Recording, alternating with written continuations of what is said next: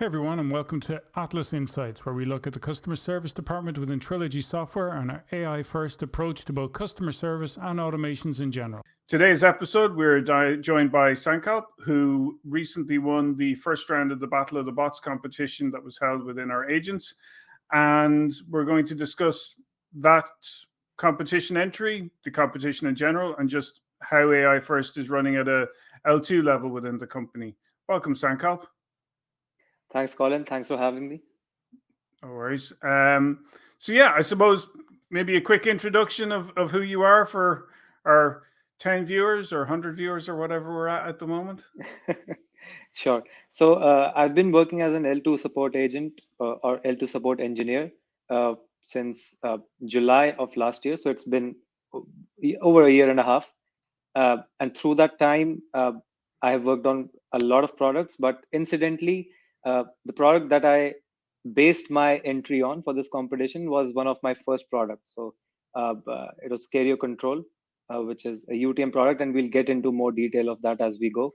So yeah, I've been here for a year and a half, and with the recent AI first push, it's great to have.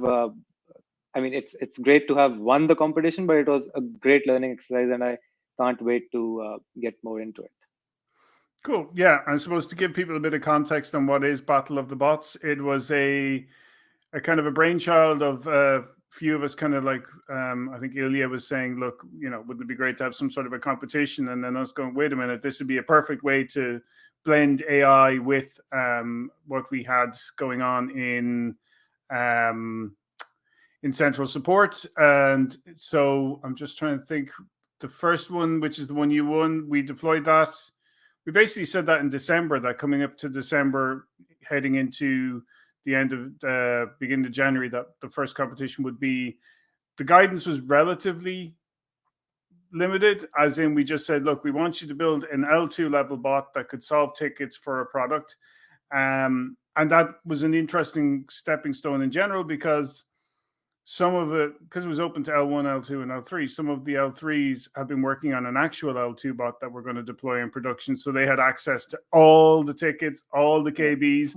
And we realized this is a little bit unfair. So what we did was we created, James created a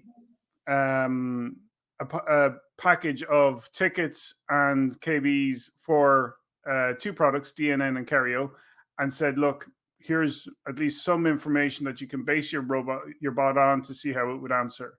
And you went with, as you said, the Cario one. Did you find that kind of pack that James issued, was that useful? Because he gave a Lambda as a starting point and everything. Yep. To be very honest, I don't think me or anyone else would have been able to turn in an entry if we didn't have that package. So that took away the headache of writing code to define a Lambda function, setting up triggers, or setting up an API gateway. So technically, we had all the scaffolding infrastructure. All we had to do was to come up with what happens once the bot is actually called into question, right? When you essentially the guts of it, or the engine of the car. So we were given a chassis, a frame, a body, and we just had to put the engine in and zoom away. Cool. Yeah, no, and I think it was very useful because, yeah, as I said, not that it leveled the playing field, because we also then there was we'll call it an executive decision. Basically, I said to the lads, look, we had 3 L3s in the mix, and while they had, to be honest, their bots were probably superior. I mean, they should be. They had more access. So we said, look, let's remove the L3s from the equation, and we'll just go with what we have here, which is the L2s and L1s who submitted. And I think that was fair too. Again, as I said, I mean, you could have had different tiers, but I think because the L2s were working on production environments and everything else, it made more sense. So and just to give everyone context of the AI usage, this was the AI equivalent poster. That was the other thing we said ourselves. Every Battle of the Bots, the poster and advertising will be done by AI, which is always great, because the one thing AI image generation hates is text. So, it's always interesting to see how it's going to spell these things. But yeah, so that we circulated that before December or during December, and the entries came in. And so maybe take us through the process you went from that initial, you got the email to say there's a battle of the bots to what you submitted. Right. Perfect. So I'd actually take us a bit further behind in terms of timelines, just to sort of establish context of how I think about these things, right? So before joining Trilogy, I was working as a data scientist, and I started my career in 2018. So back then, machine learning and AI was the thing to be in, right? But we didn't have LLMs, so we had a lot of work happening in NLP and basically things like text summarization, and Grammarly was the biggest product, AI based product back then, for sentence correction, summarization, all that. uh, so my idea of AI has never been uh, it has always been very focused on a particular problem, be it, let's say, modeling data or doing predictive analysis on things. But with LLMs, I think it has broadened the scope of where AI can be used, right? Because it's sort of a Swiss Army knife, so to speak, because you can implement those models to get something productive in anything that you do, right? So when I got this, when I saw the mail, my first instinct was there is no way I can set anything up which can sort of generate any value within the time that we had, because I mean we had 2 weeks, 2 to 3 weeks, but I didn't get to it up until the last week. So uh, but then I thought to myself that it's a good exercise to sort of engage in terms of design thinking and in terms of being AI first, as the whole organization goes AI first. How can I adjust my thought process and apply it with the existing product knowledge and the characteristic of the problems that we solve or the tickets that we see, and how can I come up with something which might not be perfect but could be passable or serviceable, to I mean, uh, the just meet the minimum bar, right? So that was my Yep. initial intention when I started off. And as you mentioned, the push that we got was James already set up some infrastructure, so I was like, might as well try something, right? Mm-hmm. So the way I went about breaking down the problem was, I always knew that this is never going to be a system that can go into production, nowhere near. The responses aren't going to be perfect. uh, it will hallucinate, it will break. Nothing that I can do will make it perfect in the first iteration itself, so I Mm-hmm. completely defocused from that.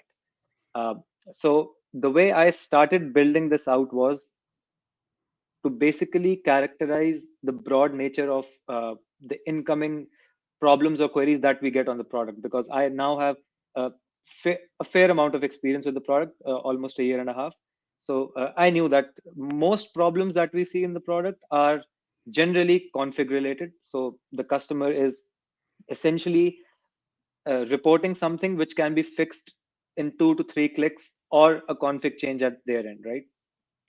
And these, I would say, following the Pareto principle, are almost 80% of what we get, right? And now, in the current situation, I think a lot of those tickets are already being deflected by Atlas, because it is a much more advanced implementation of AI, right? Mm-hmm. Uh, so yeah, so I was like, let me just go for the low hanging fruit. And the easiest way I saw to do it was to set up an OpenAI assistant. Uh, Use the existing tools that are available in the OpenAI assistant. The two most important ones for us were retrieval and code interpreter. Sorry. Mm-hmm. So basically, retrieval to go and look through, have a lookup table for all your knowledge base and your publicly available articles, which can be linked in the responses, and code interpreter for log analysis, or to script up some uh, uh, custom scripts that the customer can use to modify configuration. So that was the broad idea behind uh, trying to implement something for carrier control. The great thing was that the playing field was level, in the sense that the input data was the same for everyone, Mm-hmm. right? So it wasn't, I wasn't limited by my access to the input data, because everyone was being judged uh, on that yardstick. So Mm-hmm. So Cool. that's the core idea.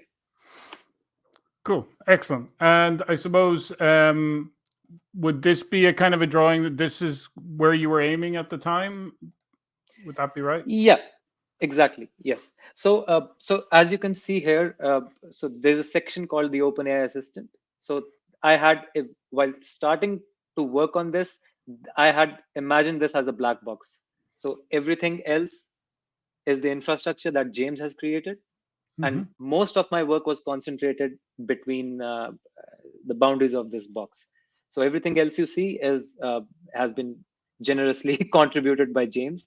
But yeah, so so this is this is the main you can say brains of the bot. Cool. Excellent. And this was your first iteration, and then like as time went on, you looked to maybe build a second, more complex version. Was that how Yeah. you? Yes. So as I mentioned, I knew that the time was limited because I started off a bit late. So Mm-hmm. I didn't want to try to, I didn't want to miss out on the submission by trying to perfect it, because it anyway wasn't something that is going to be deployed right immediately. I mean, it Yep. was something to encourage sort of thinking and individual thinking and learning. So that's how I took it. Cool. Excellent. And so then this would be the more polished version that came out of that. Yes. And to be honest, this is the ideal state that I would have liked to be in, but uh, it wasn't this when I submitted it. So as you can see here, I would have, so all these blue boxes that are marked Mm-hmm. here, so these would Yep. have been secondary assistants, or you can say sort of small scale custom bots, either deployed in LangChain or because and we'll get into that. OpenAI assistance is not cheap. So yeah, so Yep. uh, so the idea was, rather than, and this is actually now part of the standard design flow of any sort of LLM based bot, that you don't just use uh, LLMs in uh, the core engine wherein you send in a prompt and you get a response. LLMs can also be used to pre-process the input data. You can Mm-hmm.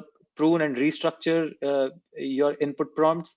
You can quality check them, because here at Trilogy we have a very stringent input and output quality checklist, which is not something which is objective in the sense that it can be uh, set into bullet points, but yeah, you can create a bot which can efficiently and effectively do QCs on every step of this chain.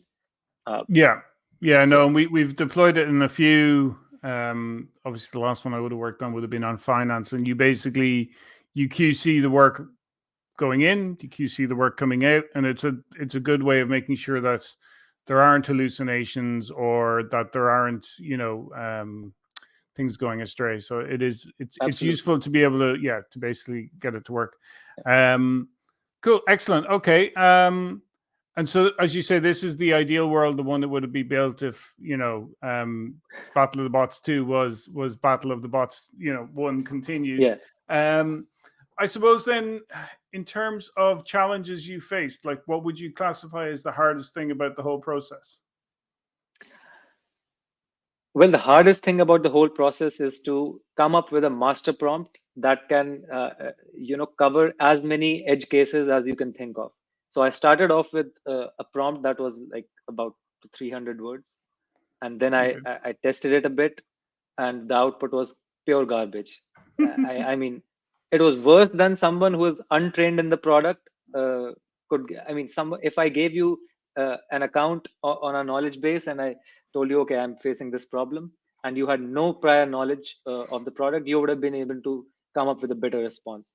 Uh, it was hallucinating. I don't know what it was doing. But then I actually went through some literature which suggested that even the wording of the prompt is as and wording and the structure of the sentences that you put in the prompt actually influence your output a lot.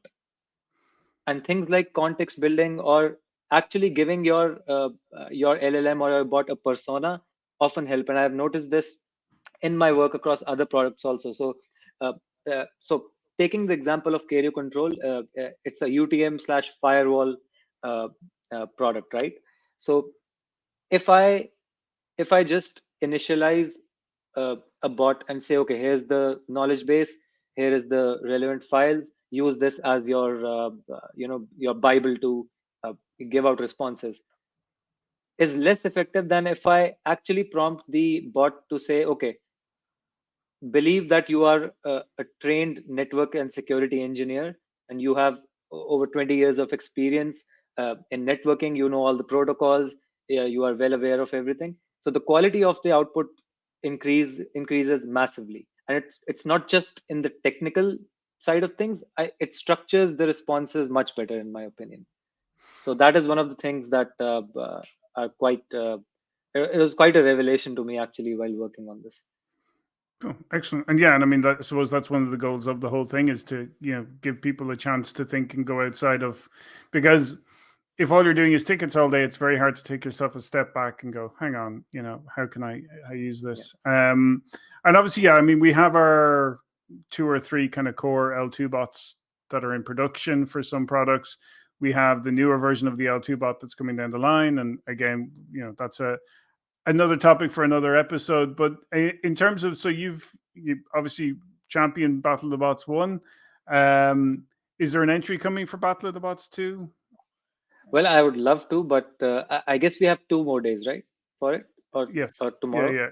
Yeah. Well, Yeah, it's amazing how many people have pinged me and said, "Yeah, no, the deadline's Sunday, right?" And I'm, yeah. And they're like, "That's fine. I'll have it by Sunday." They're like, "Okay, all right. It's good to see you're planning ahead." And to give context, the Battle of the Bots 2 was decided because it came down and there was a lot of like trying to get access. The next one is more self-contained, so it's about building a tool that will assist other agents to do something or more than one something. So the idea being that, yeah, each one is constructive, it has a learning outcome, but as well that we can actually apply it or apply some parts of it to production. And coming off the back of Battle of the Bots 1 and your kind of winning of that, you now have an Atlas. So to give context to people who maybe aren't aware, we have the Atlas Inside Podcast, whatever, but there's the Atlas framework. And so Atlas is like a hub of a wheel with many, many spokes. And so there's Atlas Chat, Atlas Ticket, Atlas Insights, and Atlas Voice, and you have Atlas Escalations on your table, which is only just getting started. Like there's nothing deployed in Anger or built in Anger as yet. But I think you were saying before we kind of started recording, there are things you've learned from the Battle of the Bots that will be applied here. Isn't that correct? Yeah. Absolutely, yeah. Any insights you want to give? Because I mean, obviously, every Atlas spoke gets its own podcast, so you'll be back to talk about it anyway. But for the moment, any kind of insights you want to share? If I would say the biggest sort of learning outcome from this iteration of Battle of the Bots that I'm taking forward is actually more of a sort of a soft learning rather than a core technical learning, is that building bots like these will always be iterative, and it's very important to actually establish a scope of what you want your bot to do, because there definitely are going to be cases which it cannot handle. So you need to have very clearly defined boundaries of what you want it to do, and you should not expect more of it, right?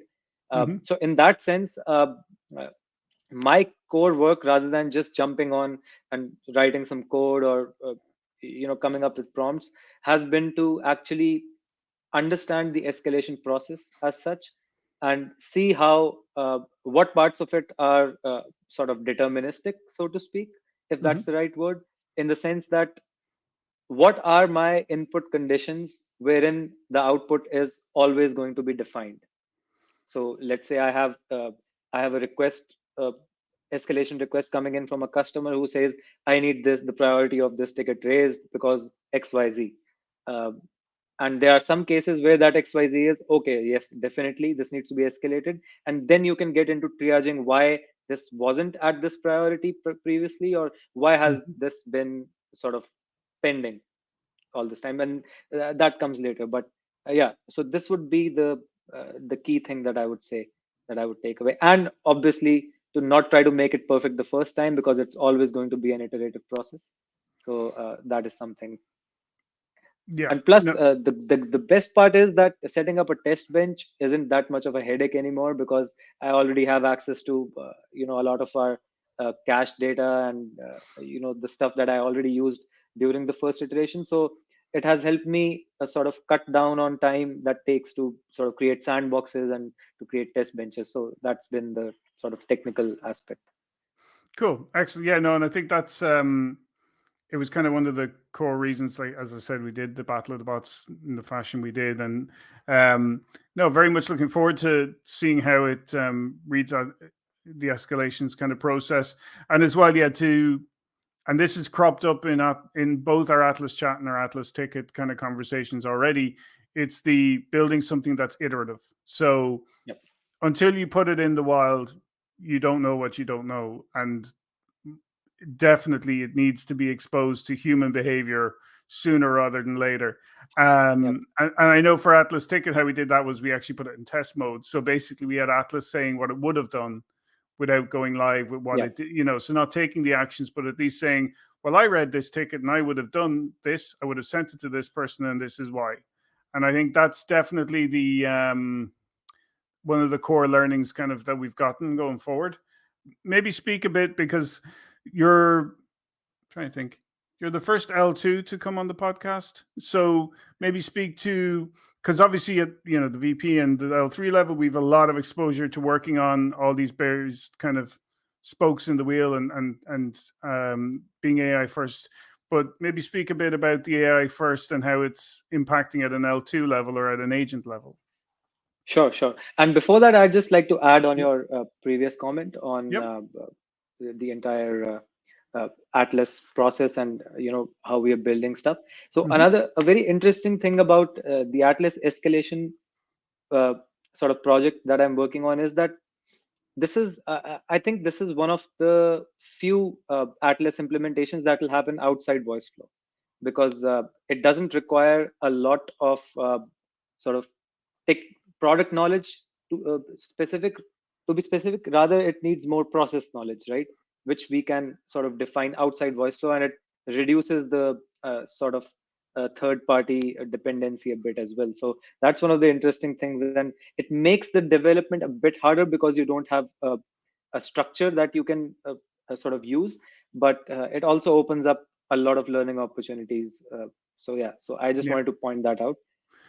And I mean, it sits more akin to Atlas Ticket than it does Atlas Chat or Atlas Voice. So yeah, I mean, Atlas Ticket is its own ecosystem. Chances are escalations will in some way plug into Ticket because they're operating in the same environment. They work with Zendesk and with Lambdas directly. They only touch voice flow if you want to look up a KB. But yeah, it's the structured nature of voice flow and its flows is quite useful. And so, yeah, it's interesting that not all life can be done in flowcharts, unfortunately. I feel like in the months since voice flow and Whimsical have become two of the main tools that we use to convey or to map out stuff. And you're like, why isn't everything flowed like this? So yeah, no, that makes sense. Yeah. And sorry to sort of digress, but coming back to your question about how life at L2 has been since we have started to become AI first, I think I consider it. I mean, I'll be very honest. Originally, it felt like what are we trying to sort of engineer our own replacements? Like, will we be replaced by this, or like what will happen? But to be very frank, I think all these AI first initiatives and all this push is doing two things. First, as we have sort of gone through 2023, we have seen an increase in volumes of incoming tickets like never before, right? So one, we are now equipped to handle larger volumes. So there's always work for L2s, despite Atlas deflecting say 60% of the tickets, right? Because what it does, it removes the easier stuff and lets the L2 agents and their time to be focused on more sort of technically complex work that maybe needs a couple of iterations with the customer sort of in their environment, right? So so that was the first thing that sort of calmed my nerves down in terms of because in every sector I think there's a fear that even bankers, lawyers, everyone fears that AI will take our jobs, but that's certainly not the case, at least here with us. Was what I feel. The second thing is it frees you up to focus on more productive and I would say technically significant work rather than sort of wasting time. I would say now it seems like a waste of time having to look up stuff in the knowledge base, trying to collate a list of source documents to go through, because no matter how big an expert you are on a product, you can't assimilate the entire knowledge base. There's no way that you'll be able to have everything at the tip of your fingers, right? So even before Battle of the Bots and Atlas as such, we started including Chat GPT as part of our daily workflows. So so be it something like having things to having internal QC bots to check out the quality of escalations that we make to other teams, or be it we actually also got rid of a lot of repetitive tasks with GPT, because you create a custom GPT and you give it a run book and it executes the things for you, and you just need to validate, right? So we had started sort of turning the ship to AI first, because at L2 we didn't really know what Atlas was or how it was being developed until you got assigned an Atlas project, right? And there's more people than there are products and Atlas projects, so not all of us had exposure to that. But yes, the AI first push has really been significant at L2, and it has, I think, contributed fairly, and you'll have a better idea of how it has impacted the overall productivity, but it has definitely helped in shifting left. We are doing a lot more tasks, a lot more variety of things that we used to do earlier. Earlier, it was just troubleshooting or solving a customer's problem. Now we are actually working more towards building internal processes, learning new stuff, taking on more responsibilities that were earlier in the hands of other teams. So in that way, we sort of cut down on our turnaround times in resolution as well. So yeah, so that's been really good. Cool, excellent. Yeah, no, I mean it's been company wide, so it's been interesting to see how it both reduces the needless work and allows you to focus on the useful work. Yeah. I'm sure there's a more poetic way of putting it, but that's kind of how we've looked at it. And it definitely, I mean, if you were to put the ticket volume we have now into support 12 months ago without AI, we'd need 50 more agents. Yeah, at least. And there'd be tears and just breakdowns and everything else under the sun. So no, definitely it's opened our ability up to do what we can do very, very efficiently. Okay, well, look, I think we have just about run out of time, but greatly appreciate you coming on the show. Very much looking forward to the Atlas Escalations show, which, I'm sure is only a week or two away. No pressure. But yeah, thank you very much for joining us. Not even sure what the next episode is. I think there will be an episode about Battle of the Bots 2 coming very soon. And we are also trying to, at least now, involve more of the L1, L2 agents and showcase what they're doing, because some of the stuff is phenomenal, building assistants that just sit on top of Google Chrome and, aren't relying on any of our API limitations with Zendesk and everything else. So absolutely brilliant. But yeah, thank you very much for joining us, and we'll see everybody in the next episode. Thanks everyone. Thanks, Colin. Bye.